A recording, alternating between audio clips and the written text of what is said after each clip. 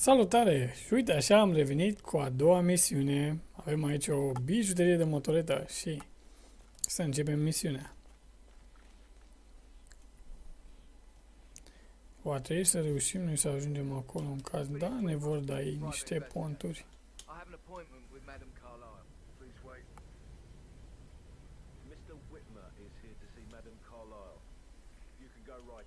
That is Phineas Whitmer, the famous private investigator hired by Madame Carlyle this morning. I'm curious why he's here. Maybe you should do some detecting yourself, 47. Păi și nu facem noi așa ceva? Ia să vedem A cine famous zice. private investigator summoned by Alexa Carlyle has arrived at Thornbridge Manor. If you take his place, it may be an opportunity to get close to Madame Carlyle. Am înțeles. Deci trebuie să-i facem felul. Păi facem felul.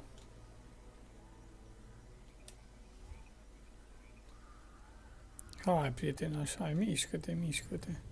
Că eu, uite, mă chinui pe aici până toți boșcheți ăștia și reușesc mai repede ca tine.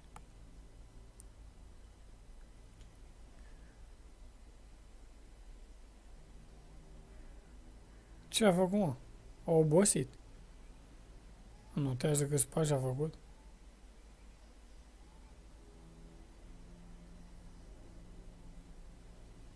Ok. Nu prea avem pe unde să-i facem fel pe aici. Oricum nu trebuie să compromitem costumul ăla, că sigur după aia nu mai avem nicio șansă să terminăm misiunea.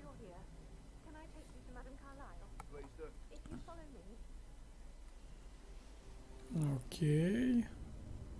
Să ducem pe aici.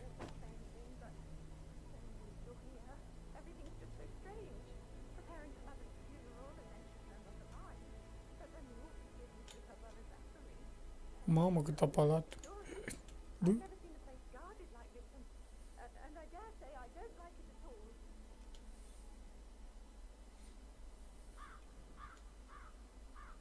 Care sunt șansele că eu să trec fără ca ăla să mă privească? Nu, hai să lași putem să treacă înapoi mai bine. Pleacă ăla prea departe, hai mă, întoarce-te. În câte văd avem acolo o fereastră deschisă, deci nu va fi foarte greu să...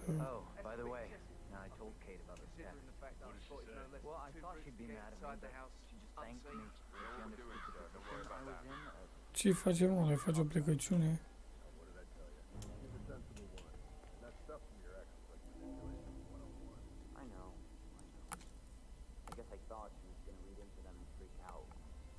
Și am intrat în căsuță.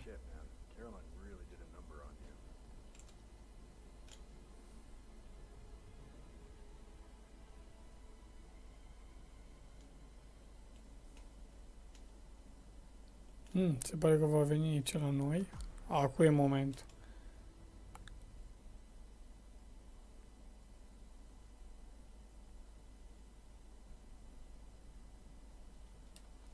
Să trecem repede pe alma mai silențioasă, ca să nu...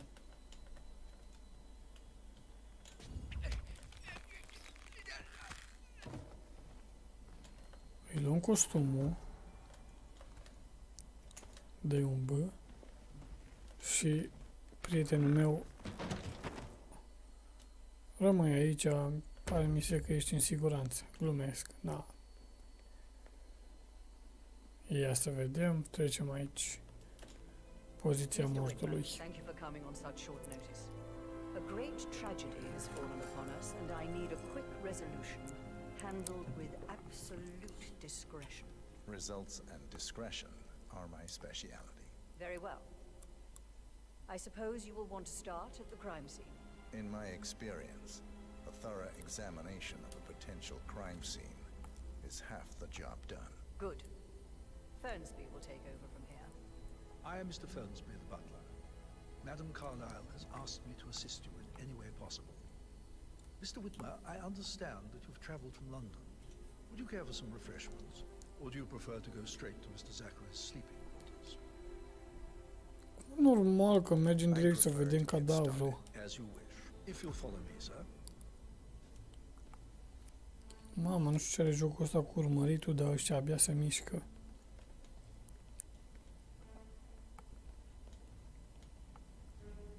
feel obliged to point out that current affairs surrounding Madame Carlyle are of a delicate nature. You may be familiar with the recent announcement of her death. You will probably learn that a staged funeral is scheduled to take place tomorrow.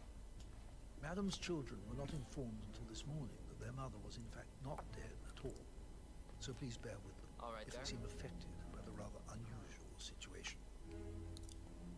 I trust I do not need to remind you that there will be consequences if word gets out that Madame Carlyle is still alive. I'll consider her dead when I leave. Before you inspect the crime scene, I will tell you this. The case concerns the death of Mr. Zachary, Madame Carlyle's younger brother. He was found dead in his bed this morning. The door was locked from the inside, and a suicide letter was found in his room. However, Madame Carlyle suspects foul play and will not accept that he took his own life. I've prepared some information for you, so please do come and see me when you've finished your investigation of the crime scene. This is Mr. Zachary's room, to my right. Okay, A locked room murder mystery 47. I trust you'll get to the bottom of this. Ok, apăsăm căturile să vedem ce găsim pe aici. Ceva interesant. Zachary's suicide note. Also, a sample of handwriting. It could be relevant to compare to other samples to establish its authenticity. Ia să vedem ce juca și el. Zachary was shopping for new Wellingtons last night. Not exactly what you would expect from someone suicidal. Ok. Pe aici ce avem, un cuțit. Da. Why don't you use your camera to scan the dead body, 47? Ok, hai să facem și pe asta. Throat markings indicate a rare, short-lived plant poison killed him. Spread shows time of death at around 10 o'clock last night. You do know your poisons, 47. Avem aici o cărticică suspectă. Ok. Door. It's a secret passage. This could explain how the door was locked from the inside. Ok. Și de aici o deschis. Ia ce mai avem pe aici. Mai avem ceva. A photocopy of the floor plans. Somebody's been researching the secret ins and outs of Thornbridge Manor. I believe you've done a thorough search of the crime scene, 47. Maybe it's time to see the butler. I'm curious about the information he's prepared for you. Hai mă să-l întâlnim pe ăsta să vedem ce zice. Ne dă sau nu ne dă ceva informații?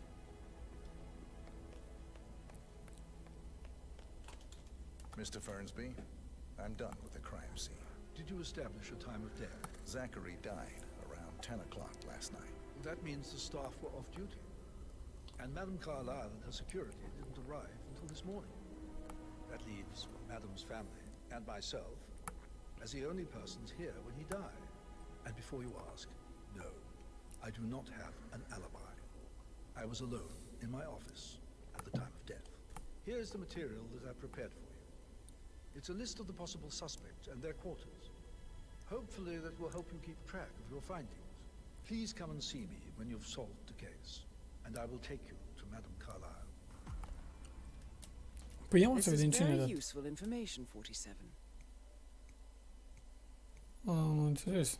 Deci ăștia sunt suspecți. So how does one solve a murder mystery, 47? Motive, means, and opportunity, I believe. May I suggest you ask the suspects for alibis? Or perhaps you prefer searching the manor for clues first? Cred că le vom face pe amândouă. That is the door to Mr. Fernsby's office. Dar nu avem nimic aici. Ok. Aici nu avem voie. Ok. Gentlemen, Deci începutul e bun. Rosie, you need to forget about Patrick. No good's gonna come of it. Stick to your own kind. You mean like Chris?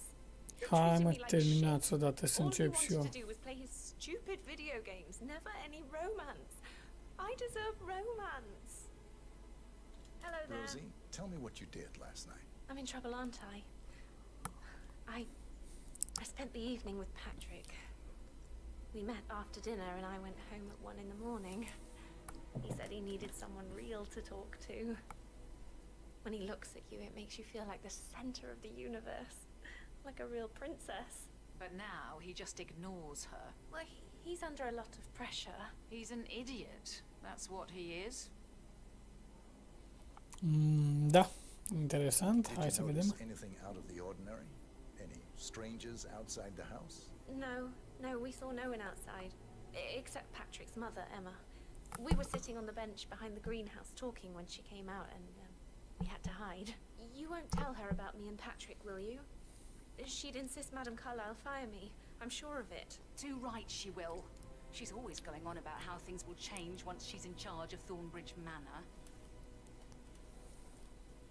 Ok. So 41 guests will attend the funeral tomorrow. There's still a lot to see to, but we're in good time, I think. Să dăm mii să schimbăm ca să nu ne mai zică tot folosește camera. Funeral stuff just now. I know I have to, but Amy thinks she might be pregnant. I'm going to be a dad. Cine avem pe aici? The ones that come after certainly are a lot less of a worry. Nimic important, ieșim. Cred că avem ceva la map. Wow. Ceva e puțin spus. Ok. What is it?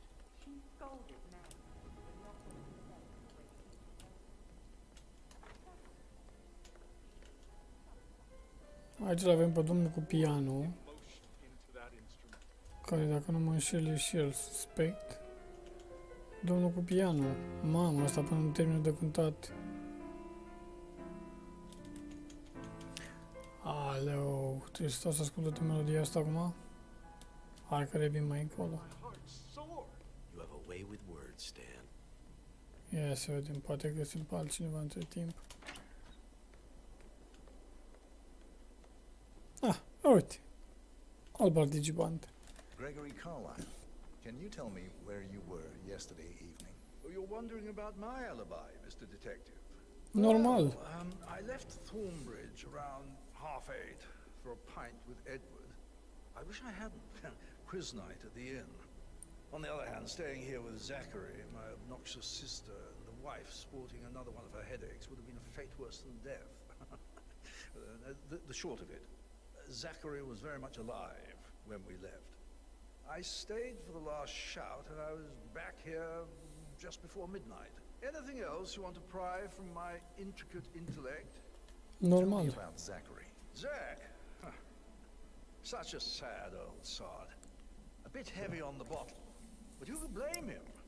The only company he had was his Să nu pleci pe rare departe, că și la tine vin. Madame. travels more than she stays here. Honestly, I can't say which is the bigger ball. He's better off dead. Is that all? Not very No. thorough, are you?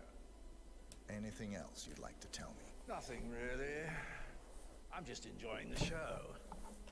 Our perfect mother obviously fucked up, didn't she? Faking her own death. You know, she's explained nothing to us. I think she's scared to own up to her own mistake. Ok, hai că cu tine am terminat. Mă duc la ea. Emma Carlyle, can you tell me where you were yesterday evening? Surely I'm not a suspect. I need Cine to a account zis? for everyone. Well, I spent the evening with my family, but I got an awful migraine and had to take to bed. Everyone can attest to that. I believe I went up when the boys sat down for a drink around 8 o'clock. Is that all? How did Nu. you feel about Zachary? I might as well be honest. His presence was always awkward. But how do you have a meaningful conversation with a man who only cares about plants? In my opinion, Alexa bears some responsibility for how this ended. She supported his self-limiting behavior by letting him live here. Anything else you want to know? Have you Normal. noticed anything else out of the ordinary? Nothing special comes to mind? Except, perhaps, perhaps, I did get a feeling that Zachary was depressed, not just sad. I suppose he realized that he had no one with Alexa gone. Even Alexa must feel the pangs of guilt over that one, letting him believe she was dead. Then again, guilt isn't her strong suit. Ok, deci am terminat și cu tine. Să vedem ce a făcut omul ăla cu pianul. Mai cântă sau nu mai cântă? You have a way with words, Stan. Mamă, ăla o să cânte până îmi vine mie rău. Ia că mai venit cineva. Ia vină mă, știu aici. Rebecca Carlisle, can you tell me about yesterday evening? We don't really see much of each other, my brothers and I. I suppose it takes our mother's funeral to bring us together, and even then, it's not like we sit on each other's laps. Now, let's see. Patrick, Gregory's son, disappeared straight after dinner. You know, I think he might be in some sort of trouble. Edward wanted to go as well, but Gregory convinced him to stay for a few drinks before they went off for a pint at the local at 8:45. I swear Gregory enjoys Edward's discomfort over staying here. I had a conference call with my New York office at 9, so I spent 3 hours on my laptop in my room and went straight to bed afterwards. I don't know about Emma. She did act a bit strange. You know, I bet she was making lists for changes needing to be done once she gets her hands on Thornbridge Manor. Quite the shock she had when Mother arrived during breakfast. Is there anything else you want to ask me? Tell me Normal. about Zachary.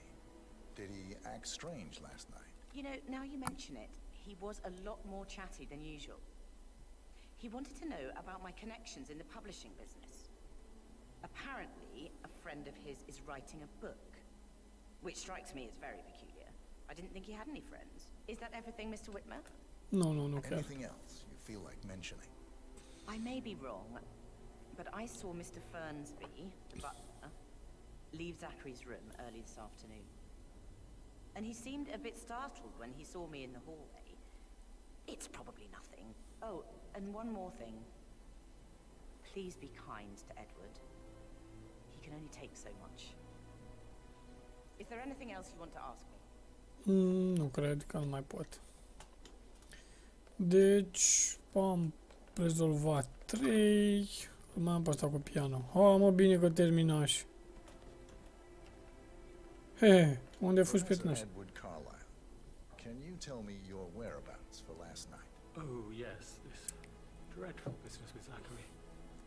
I stay at the local inn. You see, I prefer not to spend the night here at Thornbridge Manor. My brother Gregory came along for a nightcap. He'll never admit it, but I think he understands that I find this whole thing upsetting and wanted to provide some comfort. I believe we went to the Stag's Head around 8:30. If that's all, Can No. you tell me about Zachary's behavior last night? I certainly didn't expect him to commit suicide. Sure, he was upset by Mother's supposed death. We were. But he seemed more engaged than usual. You should ask Rebecca. They had a long talk. Did you know that he hadn't left Thornbridge Manor in nearly 50 years? His plants, Mother, and the staff, all the company he had. Anything else I can do to help?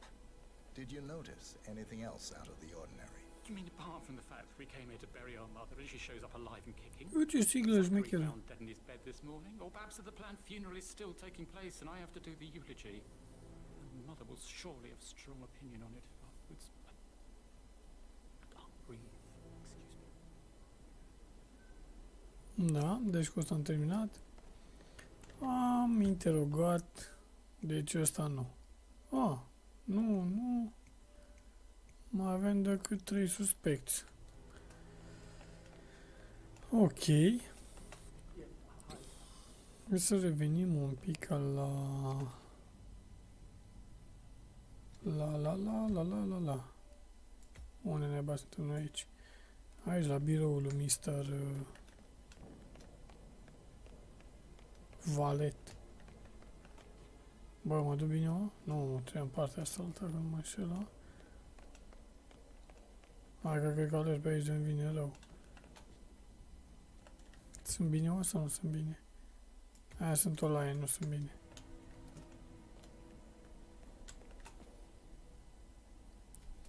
Aici e.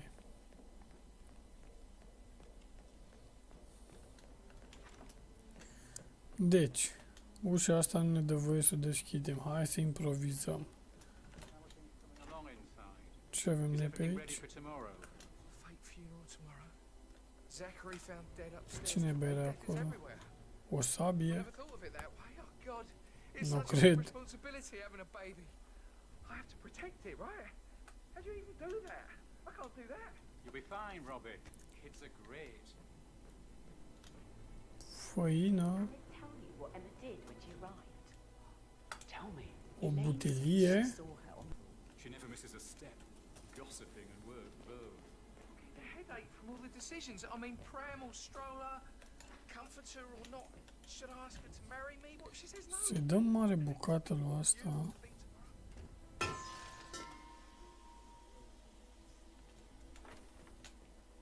M-am văzut-o la data trecută. Chide-mă ușa asta. Am unde să mă ascund aici? N-am unde să mă ascund aici. Nici nu cred că am ceva în inventar cu care aș putea să...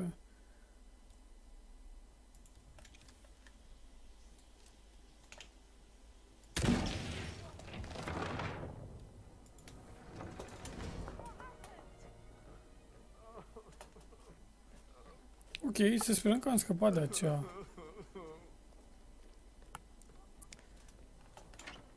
Facem un pic de liniște, că am dărâmat acolo.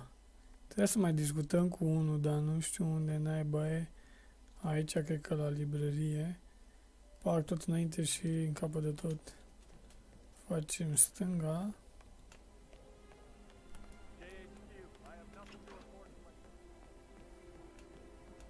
Cu ăsta, băi, prietenași. Ia vină mă să vorbim un pic. Ia. A, pe bune? Yo, Anne, what's up? Relax, man. I said I'd get you money. It's just gonna take a little longer. Ia ce avem aici, un ziar, How's that my fault? un cuțit. Down, Anne. You know I'm good for it. I'm a Carlisle. I'm made of money. Just lean back and enjoy. În rest nimic. Meanwhile, go and have some good money. No, Christ, I'm gonna hang up. Let's talk when you calm the fuck down. Patrick Carlisle, can you tell me where you were yesterday evening? Și mi asistă cu spatele. Sneaky butler, isn't it? He ratted me out. Elaine, give us some privacy, would you? Don't tell Mother, okay? She's really tense these days, and the last thing I need is more hassle. I took that pretty blonde, Rosie, for an evening stroll. I mean, how the fuck am I expected to cope for an entire weekend in this shithole? I'm bored out of my mind. So, is that it? What No, did you no. think of Zachary? Creepy as hell. No ambition. Imagine deciding to live in a museum. You know, Father says Zachary and Alexa used to be two of a kind. He had a great future ahead of him. Then suddenly, he just gave up everything. What an idiot. Thank God Daddy chose looks and brains over pedigree when he married Mummy. I don't have to worry about the inbreeding so customary in these circles. If that's all, I think I'll get back to my slow death by... Did you see anything suspicious last night? No. I reckon Zachary topped himself. I know I would have. Or perhaps Mr. Fernsby. I don't like him. He could have done it. Era pe aici. A plecat. Ia mă cine am mai descoperit momentan. Deci ăsta nu, a rămas ăsta și cu asta. Ok. Trecem la partea mai dură. Urcăm și la etaj. Să mai anchetăm și pe aici un pic. Ia dăm un M să vedem cum arată harta. Emma. Că ăsta e mort. Și le avem pe astea două. Hai să mergem la prima. Bă, lasă fata în pace, That door leads to nemernicule. Emma and Gregory's room. Aha, și noi n-avem cu ce să deschidem. Oricum s-a uitat oia la noi. I bet he's screaming. N-avem decât un dulap. Claim. Ia să uităm, să vedem ce faci, te arunci. Mergem pe ăsta, ia mergem. X, ok.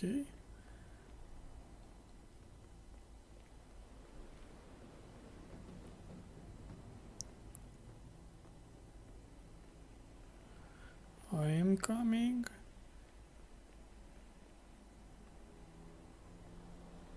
Nu cred că merge el așa nici în vise.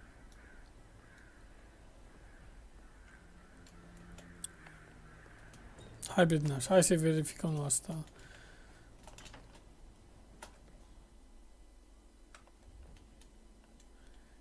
Ridică. Now this is interesting, 47. A letter from Emma's mother stating that Emma is the illegitimate child of Alexa's late older brother, Montgomery. And listen to this. She claims to have witnessed Alexa and Zachary murder him. The plot thickens. A keychain pendant for the greenhouse. What's that doing in Emma and Gregory's room, I wonder? And why is the key missing?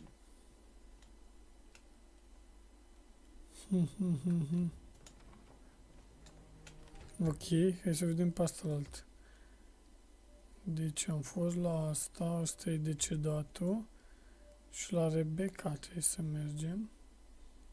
La Rebecca e mai ușor.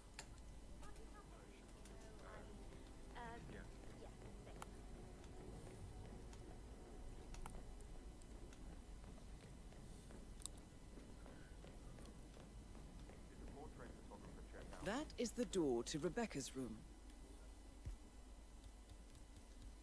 Da, normal că nu avem nimic. Să vedeți ce chestie șmecheră. Dăm drumul la robinet.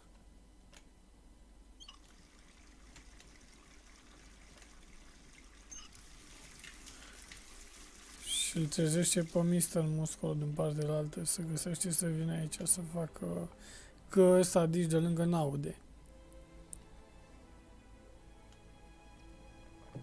Vezi, bă, lecinatule, că se strică parchetul acolo. Nu mai e gresi. Așteptăm să vină ăsta, un mare semn de întrebare, că el nu știe de ce curge apa.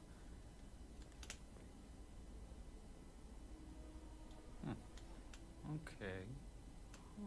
No way.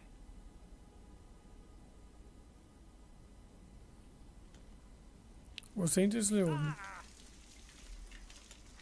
Ha, mă, de cu ușa aia odată, ești prost. Și dăm la ăsta mare lovitură.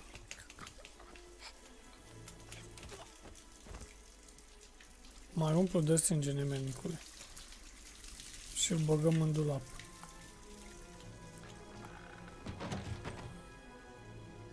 Să stai cu minte acolo, da? Promit că nu-ți mai aduc pe nimeni să nu te înghesuie. Salutări, salutări.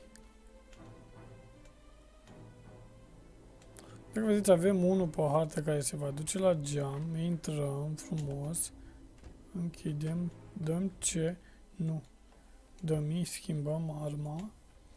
O luăm pe asta așa ușor, ușor, ușor și pac! Mare lovitură.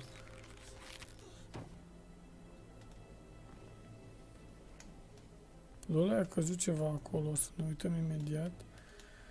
Bagă-l aici. A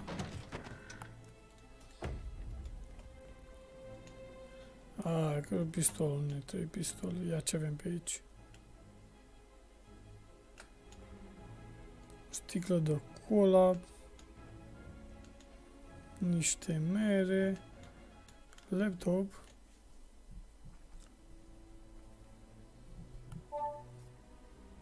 This all confirms that Arthur Edwards stole everything from Madame Carlyle. Perhaps you should let her know how bad it is, 47. Ok. Avem acolo ceva și aici cred că e o ușă secretă. Ia să vedem, vine unul, cred. O foarfecă? Ce ne mai facem noi cu foarfecă?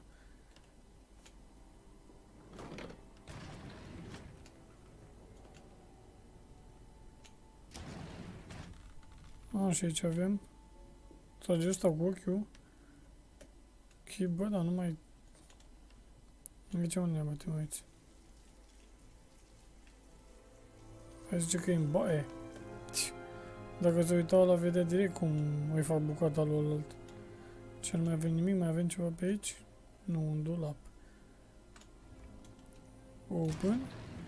Și uite așa am ajuns în camera suspectei. Ce avem pe aici? Tabloul ăla nu. Avem laptopul și cam atât. Cred că asta ne-e de ajuns. I can see from the log that Rebecca was in a conference call from 9 p.m. to midnight last night. Ok, deci înseamnă că nu e vinovată. Ia ce mai avem pe aici. Suspecți. Bam, bam, bam, bam, bam, bam, bam. Ai mai rămas tu și tu.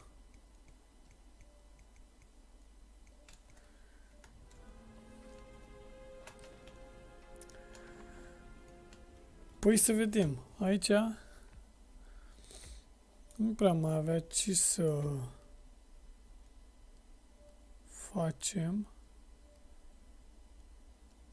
Mamă, are 3 levele.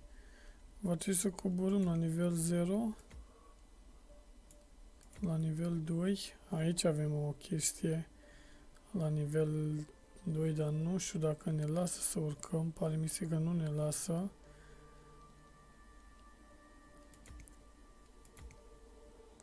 La nivel 0 n-am fost în camera lui ăsta lui Fan de Belvalai. Bă, Fan de Belvalai, la tine venim.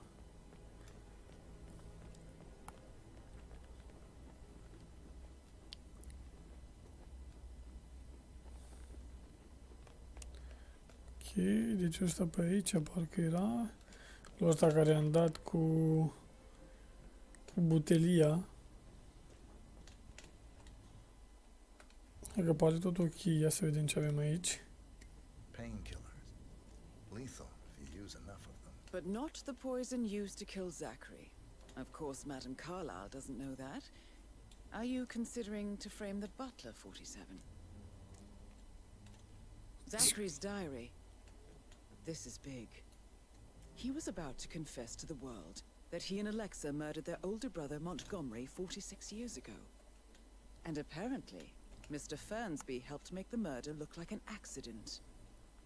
And 47, the handwriting doesn't match the suicide letter in his room, proving he didn't write it himself. Mr. Fernsby clearly didn't commit the murder, but I think you have enough evidence to convince Madame Carlyle he did. Maybe you... Bun, numai ar trebui să urcăm la nivelul 2 aici, să vedem ce mai e aici. should tell him you are ready to present your findings. Unless, of course, you want to do some more detecting, 47? Nu, că durează prea I'm mult. ready to present my conclusion to Madame Carlyle. Very well. If you'll follow me, sir. Curios pe F1 ce zice. Avem îndeajuns. Pe asta n-am exclus-o definitiv. E posibil să fie complice, dar am jucat să urc la nivelul 2 și nu-ți dă voie să urci. Probabil trebuie să schimbi hainele cu vreunul din ei, cu vreunul din paznici, să încerci să urci până la sus, să te uiți în biroul ăla în care momentan eu nu am avut acces și să găsești acolo alte dovezi care ar putea schimba istoria jocului. Deci depinde cât de mult chef ai să stai să faci această misiune. Eu până la urmă o să stau și o să o fac. Sunt curios să văd cum să termină dacă urc și pe aici. Deci, de exemplu, pe aici nu ai voie să urci, cel puțin nu cu costumul ăsta. Dacă omori un bodyguard ceva, cred că o să te lase ăla de aici de sus să urci. Hai mă, te lovi și te blocași.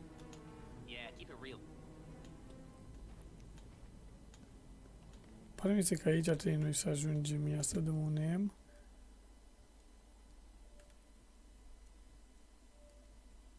A, și undeva în dreapta. Ce-i acolo? A, nu.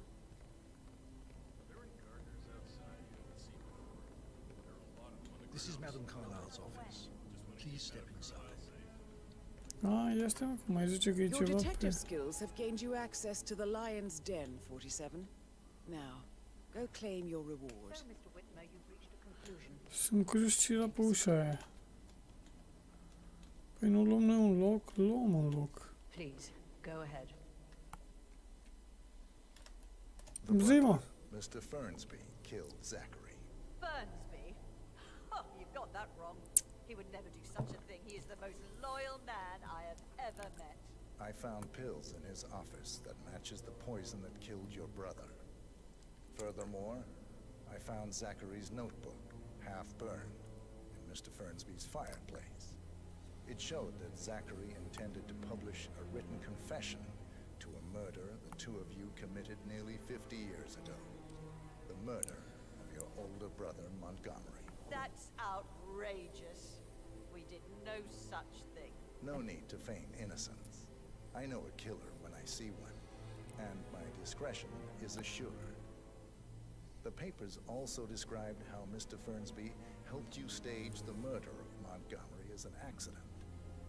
I believe he killed Zachary not to be exposed as an accomplice to murder. Sweet Fernsby. You are wrong, Mr. Whitmer. He did not do it to protect himself. He did it to protect the Carlyle legacy. Mr. Fernsby, like myself, understands that sacrifices must be made to secure stability and prosperity.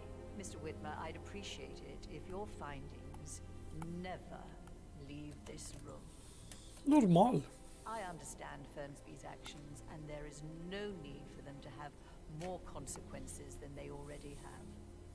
Fernsby was very fond of Zachary, and I'm sure his decision will haunt him to the day he dies. About your reward, have you considered an amount? Normal, o să luăm... I Ce want ești the fain? file you have on Arthur Edwards. Arthur Edwards, the Constant. That must mean you're... I expected you'd show up. But you're not here to kill me. If you were, you would have already. The enemy of my enemy, I suppose. You can have it. You earned it.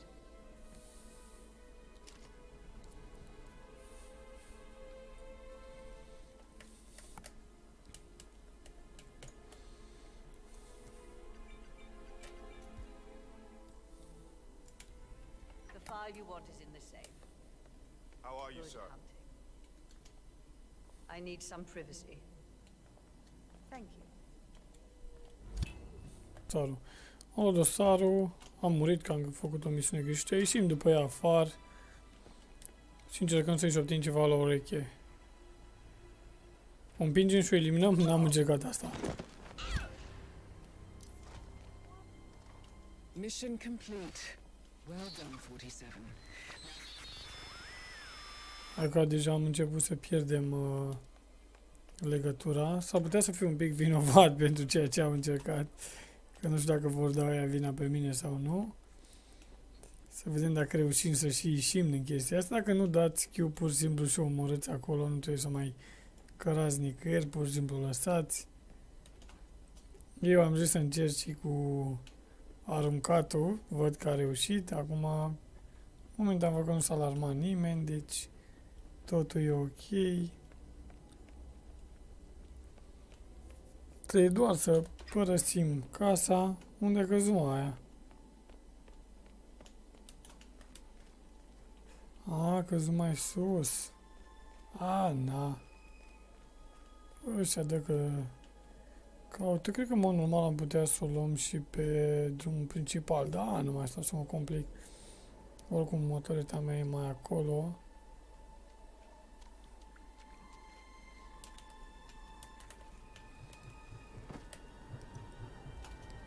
Hai, domnul detectiv, fugi!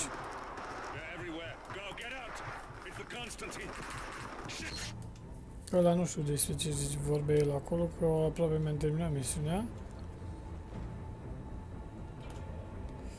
Ok, caz rezolvat și am terminat și misiunea 2. Bă, distracție plăcută și ne vedem în următoarea misiune.